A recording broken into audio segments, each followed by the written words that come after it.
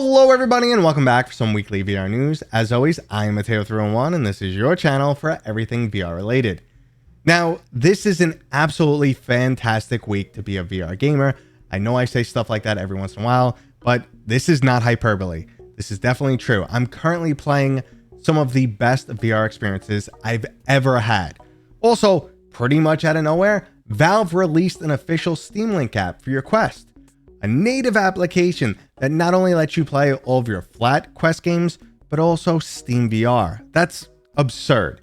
So there's so many really cool things going on, plus some new hardware. I can't wait to get into them. There are, of course, links and timestamps if you want to skip ahead, but before we jump in, this video is brought to you by my sponsor, Kiwi Design. They've finally released their Quest 3 Elite Strap with battery pack, and not only is it less than half the price of what Meta sells, but it also has a bigger battery and extra comfy plush material. Now, if you previously purchased a Quest 2 head strap from Kiwi, they also offer a conversion kit so it'll fit on your Quest 3. So if you're looking to increase your comfort level or battery life on your Quest 3, or need an accessory for any other headset, check out the link down in the description, and don't forget to use discount code Varjo311 for 5% off and to help support this channel. Okay, so let's start this video off like normal with the check-in, and that's what exactly have I been up to in the VR world?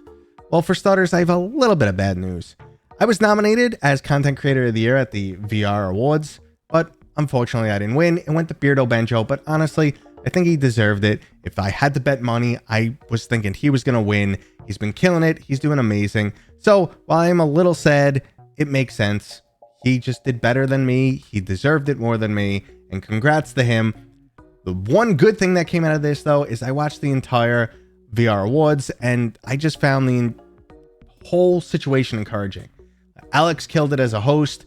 I wanted to be more involved in VR. I wanted to just work harder, show you guys more stuff, go into more detail, make the quality of my videos better and better. So I found the entire experience really encouraging, and I was just happy to be nominated. So that's the good with the bad right there, guys.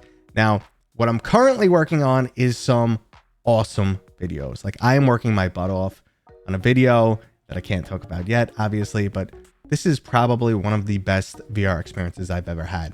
So just wait, that'll be later this week. That's right, Wednesday that video is dropping, so be excited for that. Don't forget to subscribe and maybe drop some guesses on what you think I could be talking about this Wednesday. Honestly, guys, you don't want to miss this one. Thumbs up, subscribe, do all that, turn notifications on. But let's move on with this week's new releases. We have an extremely solid lineup, starting with a brand new Warplanes. Warplanes Air Corp finally brings us into the modern era, and instead of World War I and World War II dogfights, we are now jumping into the cockpit of 9 of the most advanced aerial fighters. Now, there's plenty of love out there for the previous Warplane games, so I have some pretty high expectations for their latest title. Now, you can take to the skies in a single player mode, online co-op, and of course some classic PvP. Now, if flight games aren't your style, why not become a ninja in Arashi Castle of Sin? This title originally released for the PlayStation VR 1, but now it's coming to all other modern headsets with a significantly upgraded version. You'll still be sneaking around, assassinating your enemies with an array of different weapons, taking your trusty wolf companion into battle with you, and of course having some epic one-on-one sword fights with the game's multiple bosses. Arashi Castle of Sin was a title I thoroughly enjoyed, but just felt it needed a few updates, and let's hope the Final Cut Edition brings those to the table. Now, the next title I already know is great, and I've featured it on this channel more than once. The story-driven zombie shooter Arizona Sunshine 2 is releasing this week, and I guarantee it'll impress. It features top-notch graphics, a lengthy campaign that's fully playable in co-op, a great sense of humor, and one of VR's best companions, Buddy the dog. The game features crossplay, so it doesn't matter what headset you're on. The meta version is cross-buy for both the Rift and Quest version, and there's even a Horde mode if you need more of that excellent gunplay and melee combat. I also laughed my ass off playing this with Beardo Benjo, so expect to have a really fun time. Now, if you're not into blood and guts, why not start building with some Legos? Lego Bricktales is here, and it's another title that I expect will shine in VR. Snapping Legos together will never be the same, because once you make your object, it'll suddenly come to life. So go ahead and give your little Lego dude anything he wants. What makes this even cooler is the fact that you could then go ahead and bring it into your real life world with the help of mixed reality. On paper, this seems like one of the best use cases for a mixed reality experience, and I'm going to jump into it later this week and let you guys know what I think. For those looking for an epic dungeon crawler, we have Ancient Dungeon. Now, this might look like Minecraft, but trust me, it's a completely different game. You'll have to battle your way with physics-based combat through an underground procedurally generated labyrinth. Now, enemies might look a bit cute, but trust me, they're all deadly. And this world is also filled with traps, secrets, mini bosses, and tons of loot. Overall, the gameplay is highly addictive, and don't skip on this one just because you don't like the way the graphics look. The developers also recently announced that this game is getting co-op, so that's a feature I can't wait to try out. And finally, I saved this week's biggest release for last,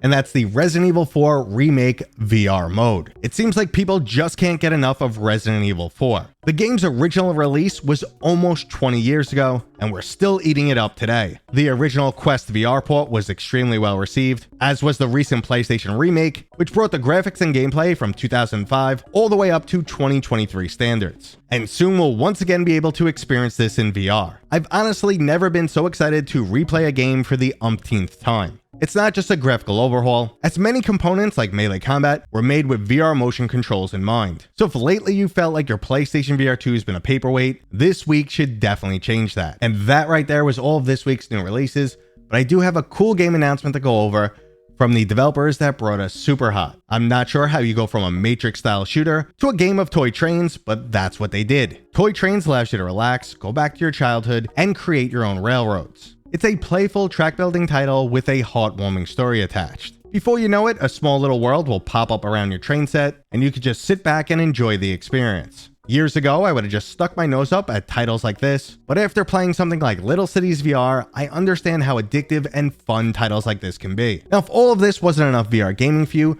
don't worry, because the Upload VR showcase is this week. Now, generally, we get to see a few new game announcements, new footage, and maybe a few surprises along the way during these showcases. I just hope they trim things down a bit. The last one was padded way too much. I hope they learn. They also had some audio issues. So if they square that away, this could be a really good showcase. Because remember, we're at the end of the year now.